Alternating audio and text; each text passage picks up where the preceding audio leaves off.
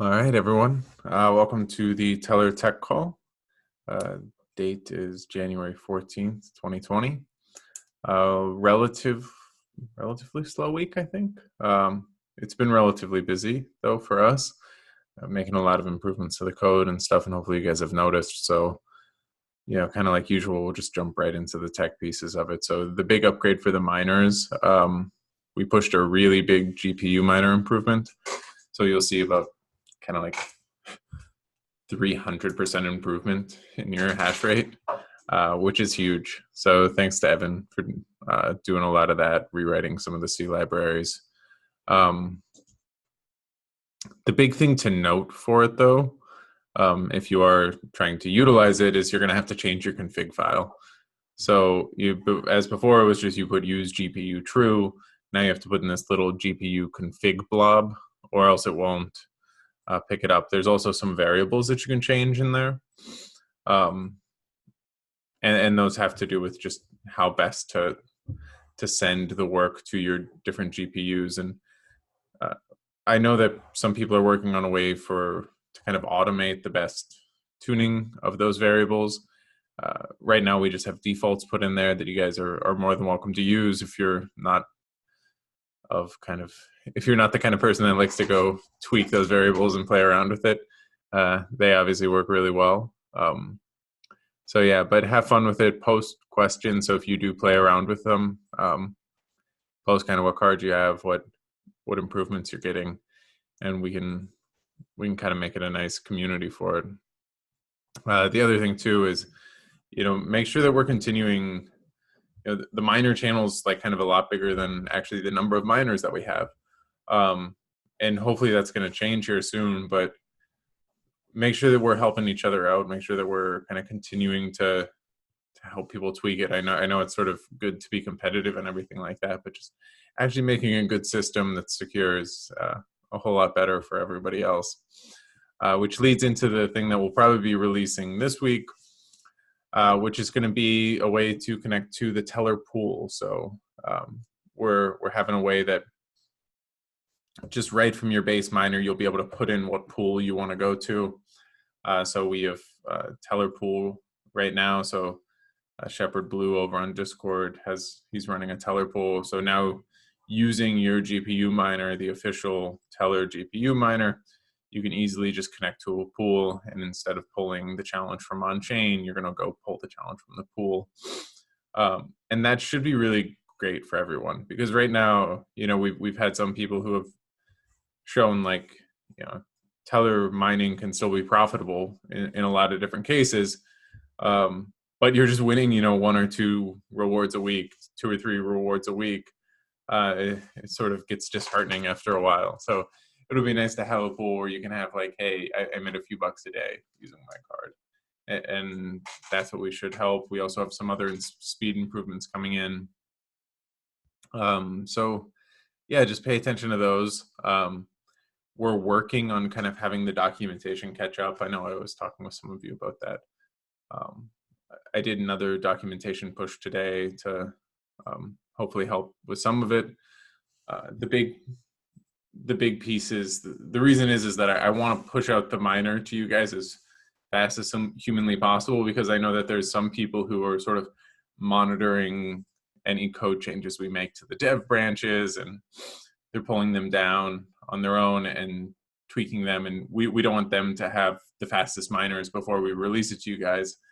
So we'd rather just push it to you guys, explain how to get it up and running, and then we can sort of document it as we go. The other thing, a lot of people, if you're running multiple miners, you'll need to have kind of a custom setup. So if you have the reason is that if you have a whole bunch of miners, right now, if you just run each miner individually, you'll have a whole bunch of data servers. So the way that the miner works is you have this database of, say, like all the values, the price of Tellor, the price of BNB, the price of Ethereum, the price of Bitcoin.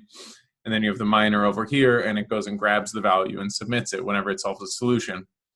Well, you only need one database. You don't need a whole lot of them. So there's no real point in if you have 50 miners having 50 databases, you can just have one database and all the miners read off of it. And we have a way to set that up. It's just kind of in a Google Doc as far as the documentation on that. But if you're running into some issues where you're hitting rate limits as far as APIs for querying those price data, let us know. We can help you set that up.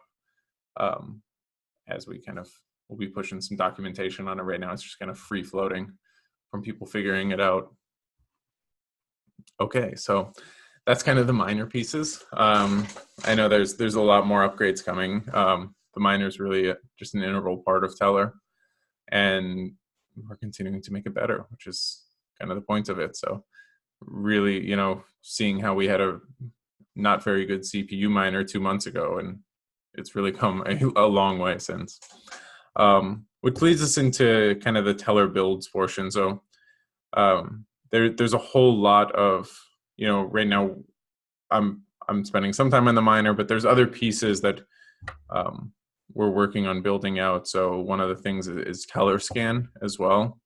So some of you that don't know, Tellorscan.com is a block explorer for Tellor. You can see what some of the miners are doing. You can see the submitted price data. You can see some of the disputes, and we're going to be working on making that better.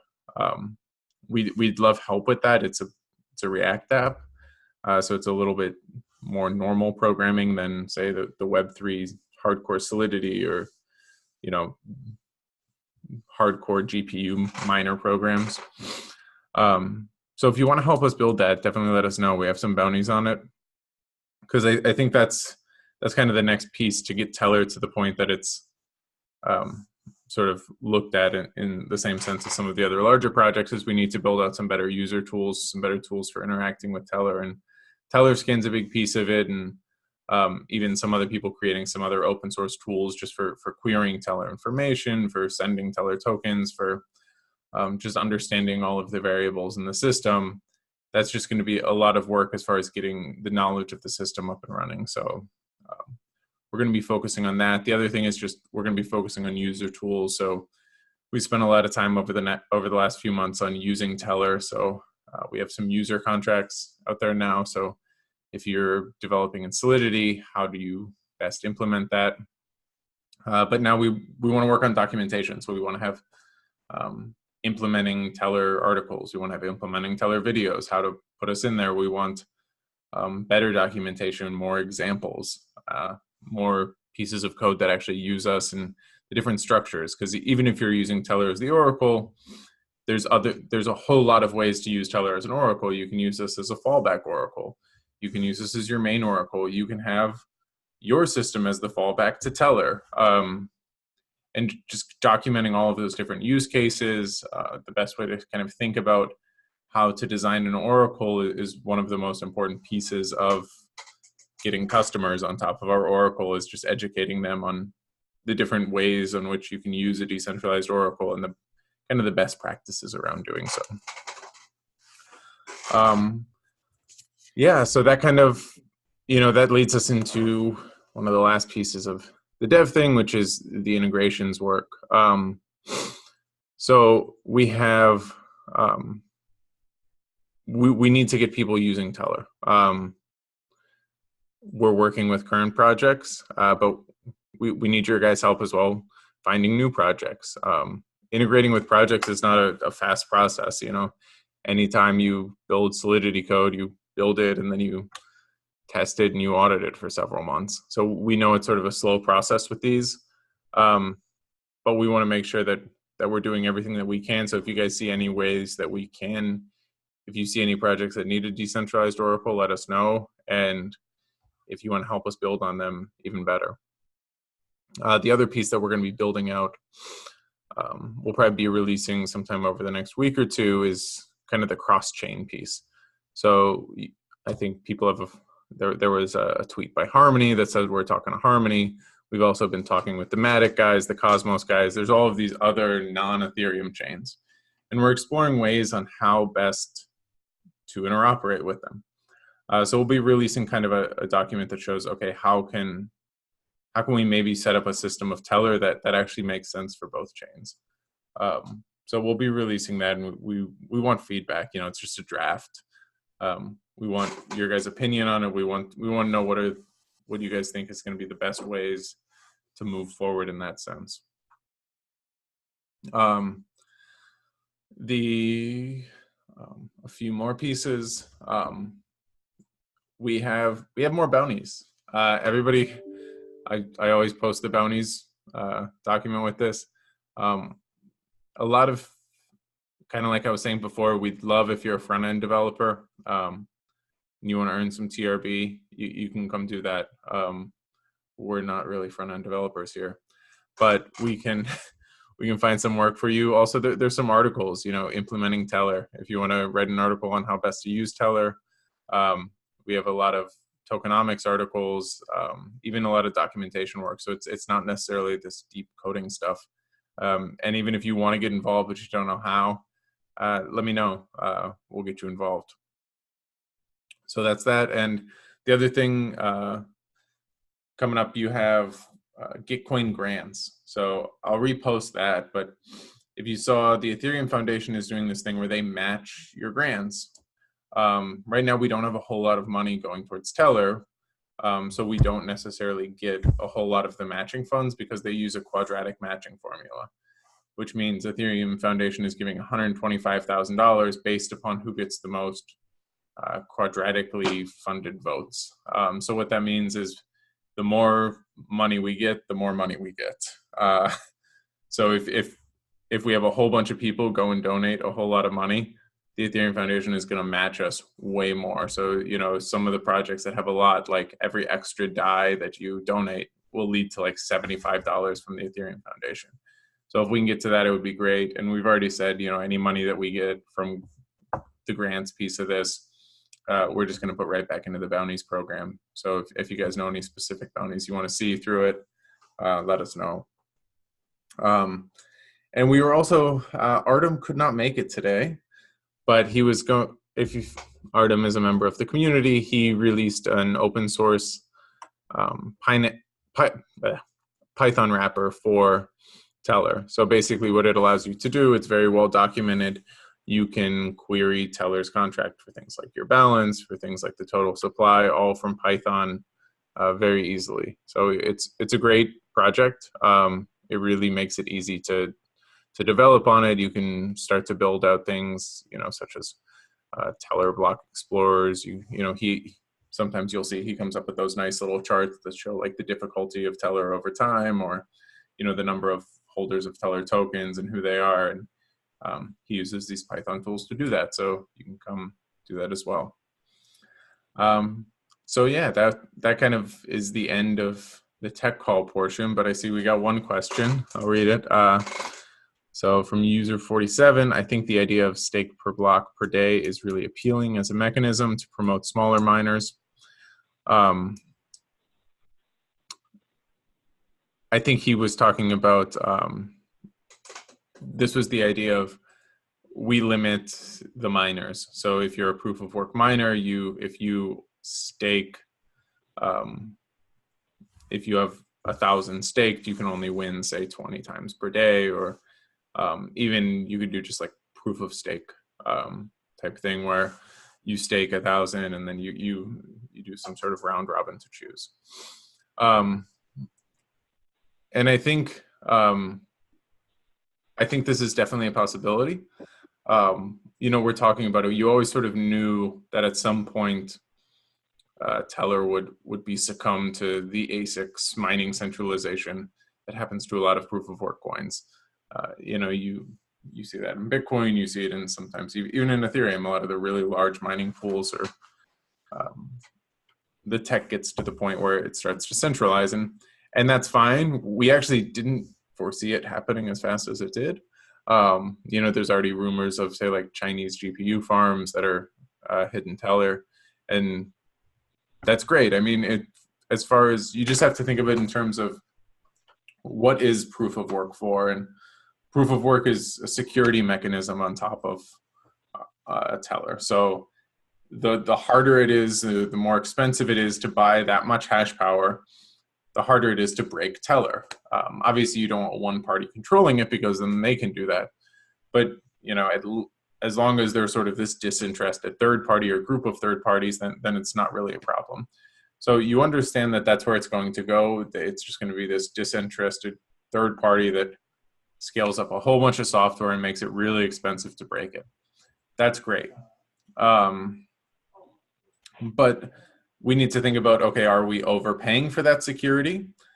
Do we want to incentivize other things? Do we want to use, or do we have a problem distributing tokens to other people? You know, is it more of a token distribution problem?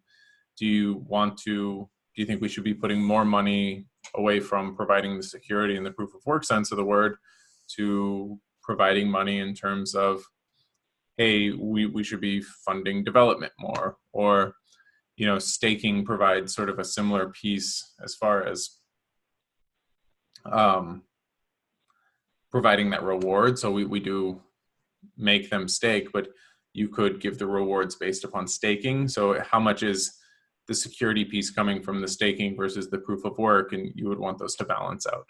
So it's just going to be a lot of kind of research and tweaking. I don't think any system's necessarily figured it out best, but it's definitely in kind of our V2 vision for Tellor, is to have some way to make sure that those variables are all aligned. And the other question, I think, yeah, he was just saying how some untradeable national currencies would love price oracles for unstoppable derivatives. Yeah, so I mean, that's ideally where I think we see Tellor going, is, you know, hopefully we can start providing price data and creating financial products that don't exist in the real world. You know, we always joke in the DeFi world, like everybody's sort of building these lending apps or these things that like sort of exist in the real world, but we don't need things that exist in the real world. We need kind of things that are illegal in the real world that you can't do in the real world, and that's what we want to help backstop. So yeah, that's what we're trying to build. The other piece, and somebody just said they're close to building things like ASICs miners, or somebody said ASICs aren't necessarily inherently bad.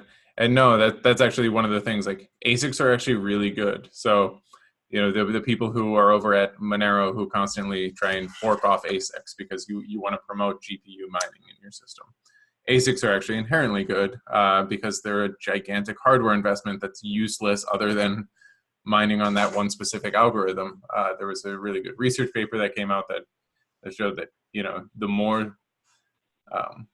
more useless that hardware is outside of mining a specific cryptocurrency, the more invested those miners are into making sure your coin succeeds, which just inherently makes sense. So ASICs are a good thing, and you want ASICs, but you also want to sort of distribute those ASICs.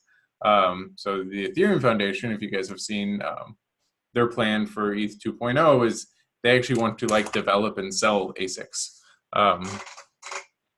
for certain pieces. So, you know, you could imagine a world where Tellor, you know, say we portion off, you know, 10% of the mining rewards, you could say goes to like a decentralization of ASICs fund, where we pay some ASICs developer and pass them out to community members. It could be a fun idea, where then everybody sort of has ASICs in it. You sort of get rid of some of those cost structures, and you make it more just about, listen, people who want to come into the community, they can, and they're going to run it, and it becomes more less of this for-profit thing, which you want it to be a for-profit thing, but then at the same time you also want there to be a piece of the people who care ultimately get to make the decisions. So, okay, any other questions, guys? I know we had one person jump on right at the end. But yeah, thanks for everybody coming. We'll post it up to YouTube, and there should be some exciting announcements coming out soon. So talk to you guys soon.